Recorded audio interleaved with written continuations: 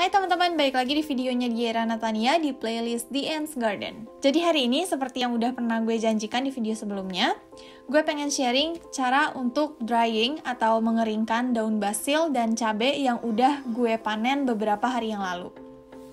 Pertama-tama, daun basil ini gue panen karena memang cuaca di tempat gue udah lumayan dingin ya. Jadi sekarang tuh suhunya kayak udah tinggal 15 derajat. Pohon basil ini tunasnya dulu gue tanem pas lagi Mei akhir ya. Terus dalam waktu sekitar 2-3 bulan itu langsung besar banget kayak gini. Dan pohon basil itu sebenarnya gampang banget dipropaganda atau diperbanyak ya. Nah, pertama-tama di sini gue buang-buangin puncuk-puncuk yang udah mau mati gitu karena dingin.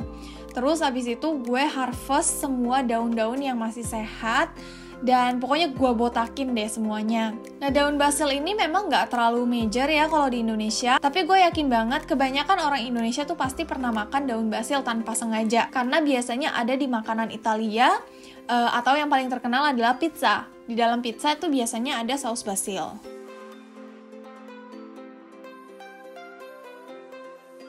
Hasil harvestnya segini banyak, satu kardus penuh. Terus setelah ini kita mau pilah-pilah yang bersih-bersih aja, yang rusak-rusaknya ini mau dibuang. Jadi kayak daun-daun yang layu, terus yang agak kotor, terus yang udah dimakan sama ulet gitu kayak gini misalnya. Ini mau dibuangin aja semuanya.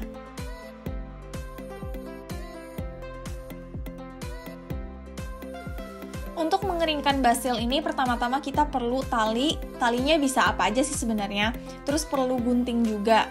Terus habis itu gue pilah-pilah basilnya sesuai dengan yang ukurannya sama gitu. Jadi nanti pas diikat kayak gini panjangnya tuh sama gitu, nggak ada yang jatuh-jatuh. Cantik banget ya. Nah, tapi sebelum kita gantung, gue mau selesain dulu semuanya. Teknik pengeringan kayak gini sebenarnya nggak cuma di Jepang aja, tapi kebanyakan negara-negara yang punya winter juga mengeringkan basil dengan cara yang ya lumayan mirip-mirip lah. Terus kalau misalnya teman-teman di Indonesia pengen keringin basil juga, ini agak sedikit tricky ya, soalnya di Indonesia itu lebih lembab. Jadi kalau kita gantung gitu aja di tembok misalnya, itu bisa-bisa malah busuk, terus malah mengundang mikroorganisme. Gue saranin mendingan langsung dijemur di bawah sinar matahari selama beberapa hari, atau langsung dimasukin ke oven aja. Nah, tapi kalau di tempat gue, di Hokkaido memang kering banget udaranya. Jadi gue bisa gantung aja kayak gini di dalam rumah, dan setelah beberapa hari nanti airnya akan menguap dengan sendirinya. Terus selama beberapa hari itu juga gue seneng banget karena ini estetik banget dan cantik banget untuk dilihat. Setelah beberapa hari penampakannya jadi kayak gini, udah kering banget sampai garing banget gitu. Dan kalau udah garing kayak gini, kita bisa masukin ke toples atau ke freezer bag dan lain-lain.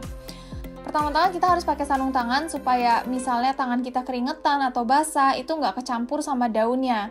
Terus habis itu kita tinggal remes-remes aja sampai daunnya tuh semuanya rontok.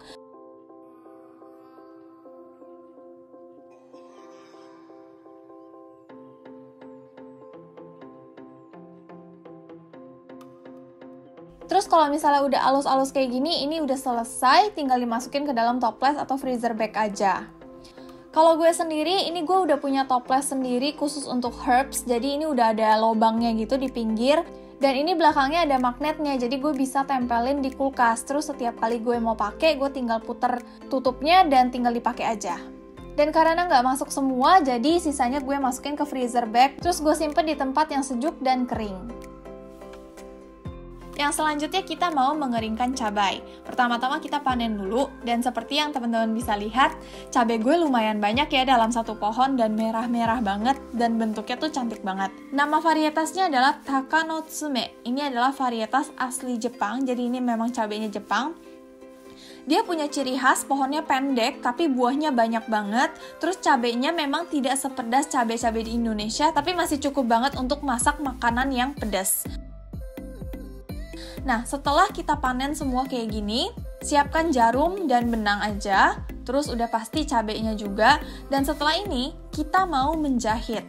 Nah, menjahit ini maksudnya adalah kita tinggal tusuk-tusukin aja benang dan jarumnya ini ke bagian batang cabenya. Teknik ini bisa dipakai untuk jenis cabai apapun, mau cabai keriting yang besar, yang kecil, bisa semua. Terus kalau udah selesai, kita ikat bagian atasnya dan ini tinggal digantung untuk tunggu kering. Tapi kalau di Indonesia, gue saranin lebih baik langsung dikeringin aja di bawah sinar matahari.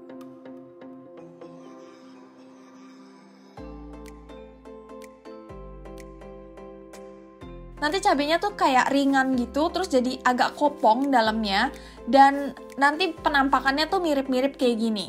Yang ini udah sebulan gue gantung dan bentuknya jadi kayak keriput-keriput gini, terus dalamnya kopong dan jadi lebih ringan, tapi tetap pedas dan enak. Thank you banget udah nemenin gue hari ini, dan sampai jumpa di video berikutnya. Bye!